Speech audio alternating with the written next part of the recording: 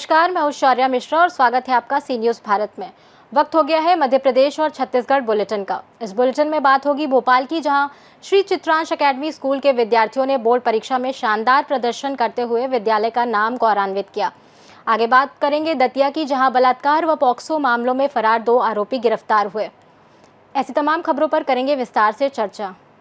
बैतूल में collector doctor Saurabh Sanjay Sonawade ने शाहपुर भ्रमण के दौरान ग्राम बीजादेही स्थित राजा शंकर शाह रघुनाथ शाह सीनियर बालक छात्रावास का निरीक्षण कर व्यवस्थाओं का जायजा लिया। उन्होंने छात्रों से भोजन, नाश्ता और अधीक्षक के व्यवहार की जानकारी ली तथा स्मार्ट क्लास के नियम संचालन न होने पर नाराजगी जताते हुए इसे सुनिश्चित करने के निर्देश दिए। कंप्यूटर लैब और पुस्तकालय का निरीक्षण कर आवश्यक सुधार के निर्देश दिए गए। साथ ही गुणवत्तापूर्ण भोजन समय पर उपलब्ध कराने पर जोर दिया गया।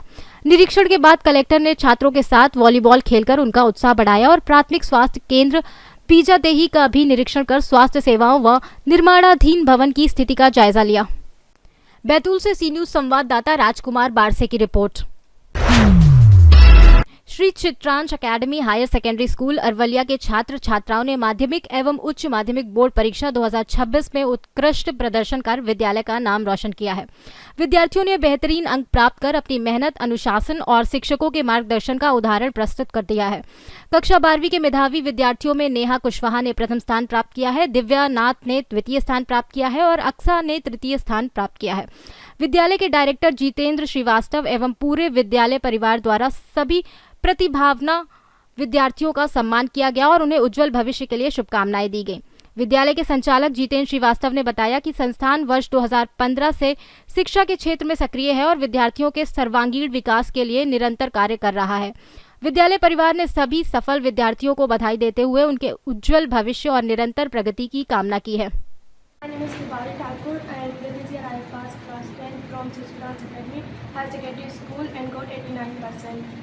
And I want to give credit for my success to my school and teachers and my parents, and thank you so much for supporting me.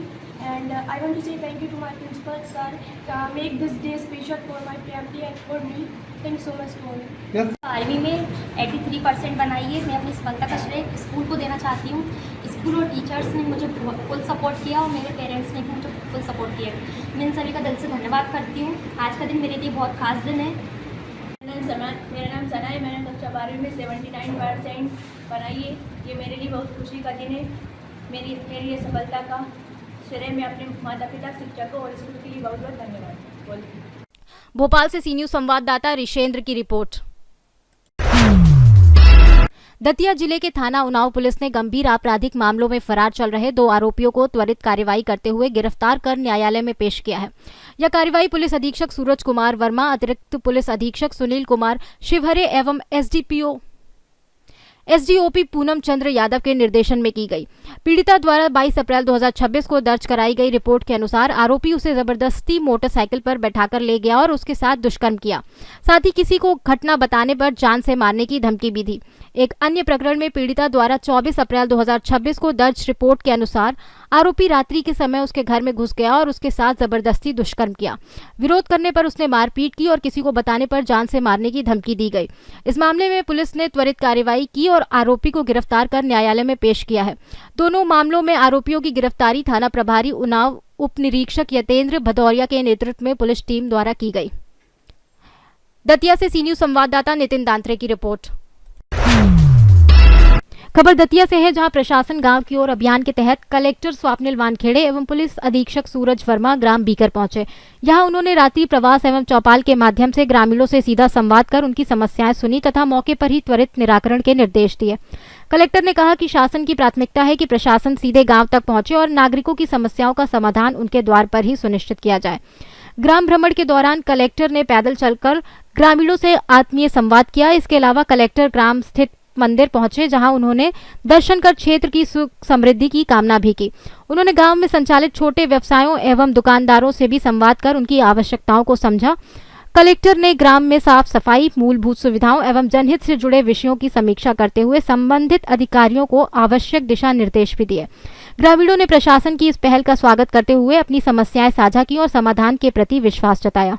Datia से सी न्यूज़ संवाददाता नितिन दांत्रे की रिपोर्ट। सिवनी मालवा सहित पूरे देश में 27 अप्रैल गौ सेवकों के लिए जिम्मेदारी का दिन है। यदि आज कदम नहीं उठाए गए तो गौ माता सड़कों पर भटकती रहेंगी। इसलिए युवाओं द्वारा घर घर जाकर लोगों को जागरूक करते हुए उन्हें गौ माता को राष्ट्रीय माता का दर्जा दिलाने के लिए आमंत्रित किया जा रहा है। संतों के आह्वान पर 27 अप्रैल सुबह 9 बजे संकट मोचन हनुमान मंदिर सिवनी मालवा से वाहन रैली निकलेगी, जो तहसील कार्यालय पहुंचकर गौ माता की सेवा, सुरक्षा और सम्मान हेतु एसडीएम और तहसीलदार को प्रार्थना पत्र सौंपेगी। गौ माता को आस्था और संस्कृति की पहचान बताते हुए गौ सेवक दीपक पालीवाल ने गौ हत्या पर पूर्ण प्रतिबंध, गौ माता को राष्ट्रमाता घोषित करने और गौ अभ्यारण्य बनाने की मांग की है तथा अधिक से अधिक लोगों से रैली में शामिल होने की अपील भी की है। गौ माता के सम्मान में हर सनातनी मैदान में भाइयों बहनों 27 तारीख को एक महायज्ञ होने जा रहा है। जो आपके मन में अगर गौ माता को लेके थोड़ी सी भी भावना है तो उस यज्ञ में अपनी छोटी सी आहुति छोड़ें। वो छोटी सी आहुति क्या है कि 27 अप्रैल को सुबह 9 बजे आप हनुमान मंदिर, स्थानीय हनुमान मंदिर पहुंचे और वहां से हम सामूहिक रूप से सुरभि माता के साथ स्थानीय तहसील में आकर अपना ज्ञापन सौंपेंगे, जिसमें हमारी मुख्य मांगे हैं, साधु संतों की मुख्य मांगे हैं कि गो हत्या पूर्णतः बंद हो, गौ माता राष्ट्रमाता घोषित हो और प्रत्येक जिले में कम से कम एक अभ्यारण्य गौ माता के लिए बने। नर्मदे हर। सिवनी मालवा से सी न्यूज संवाददाता संतोष चंदेल की रिपोर्ट। टीकमगढ़ जिले में अवैध खनन और परिवहन के खिलाफ खनिज विभाग ने सुबह 5 बजे से बड़ा अभियान चलाते हुए विपुल रावत के नेतृत्व में अलग अलग स्थानों पर कार्रवाई की। सुबह करीब 5:15 बजे मुर्रम से भरा एक डंपर जब्त कर देहात थाने में खड़ा कराया गया और दिगोड़ा क्षेत्र में रेत से भरी ट्रैक्टर ट्रॉली पकड़ी गई। टीम ने मडोरी घाट पर अवैध तुलाई में इस्तेमाल हो रही डीजल पंप नष्ट किए और मेंदवारा घाट का निरीक्षण भी किया। जतारा क्षेत्र में एक ट्रैक्टर जब्त किया गया, जबकि एक अन्य मुर्रम से भरे जंपर पर केस दर्ज करने की प्रक्रिया जारी है। विपुल रावत ने कहा कि अवैध खनन और परिवहन के खिलाफ लगातार सख्त कार्रवाई जारी रहेगी। वहीं इस अभियान से अवैध खनन में लिप्त लोगों में हड़कंप है और प्रशासन ने आगे भी ऐसी सख्ती जारी रखने के संकेत दिए हैं। बताएं सर, जो आज कार्रवाई की गई है क्या कार्रवाई? देखिए, हमारे द्वारा सुबह तड़के 5 बजे जो है लगभग अपनी कार्रवाई शुरू की गई। हमने यहाँ पे टीकमगढ़ में एक मुरम से भरा डंपर जब्त किया, जिसको हमने देहात थाने में रखा। उसके पश्चात दिगोड़ा क्षेत्र में हमने एक अवैध रूप से जो रेत भरी हुई थी उससे ट्रैक्टर ट्रॉली जब्त करके थाने में रखी वहाँ पे। फिर हम लोग मडौरी घाट में निरीक्षण के लिए गए, जहाँ पे शिकायतें आती रहती थी। वहाँ पे हम लोगों को जो डीजल पंप है वह मिले, जैसे धुलकर जो है रेत बनाई जाती थी, तो उनको हमने मौके पर आकार विशील बनाने के प्रयास किए हैं। उसके बाद वहाँ से हम लोग जो है मेंदवारा की तरफ हम लोग गए हैं। वहाँ की काफ़ी शिकायतें पहले आती रही हैं, तो मेंदवारा में हमने निरीक्षण किया तो मौके पर हमको वहाँ पे कोई भी वाहन जो है नहीं मिला। उसके बाद हम जतारा की तरफ गए। जतारा में हमने रेत से भरी एक ट्रैक्टर ट्रॉली जब्त की है। इसके पश्चात जो है एक डंपर पे भी हमने वहाँ पे जो है कार्रवाई करने का वो किया है। सर, कब से ये कारोबारी ऐसा कारोबार कर रहे हैं रेत का, आपको क्या लगता है सर? कितने दिनों से चल रहा था? देखिए, हमने मुरम और रेत दोनों पर कार्रवाइयाँ की हैं। अब ये तो हम स्पष्ट नहीं कर सकते कि कब से यहाँ पे कौन सी चीज़ चल रही, पर निश्चित ही हम ये दिलासा आपको देते हैं कि अवैध उत्खनन की गतिविधियों पर हम ऐसे ही निरंतर कार्रवाई करते रहेंगे। टीकमगढ़ से सी न्यूज संवाददाता मनोज खरे की रिपोर्ट। एमसीबी जिले के साजा पहाड़ क्षेत्र में उस समय हड़कंप मच गया जब एक युवक हाई टेंशन लाइन के टावर पर चढ़ गया। बताया जा रहा है कि पारिवारिक विवाद के बाद पत्नी द्वारा दोनों बच्चों को अपने साथ ले जाने से क्षुब्ध होकर युवक ने यह कदम उठाया। काफी समझाइश के बाद देर रात उसे सुरक्षित नीचे उतार लिया गया। जानकारी के अनुसार बलराम सिंह, पिता सुबरन और उनकी पत्नी देववती सिंह के बीच पारिवारिक विवाद चल रहा था।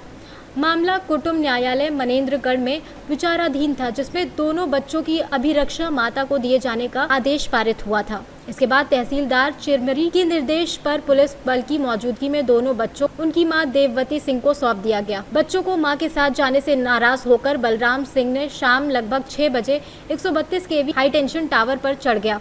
इस घटना से क्षेत्र में अफरा तफरी मच गई। इस दौरान मौके पर नागपुर प्रभारी शेष नारायण सिंह प्रधान, आरक्षक सुरसेन तिर्की, मुमताज खान और अजय कुमार मिश्रा भी मौजूद रहे।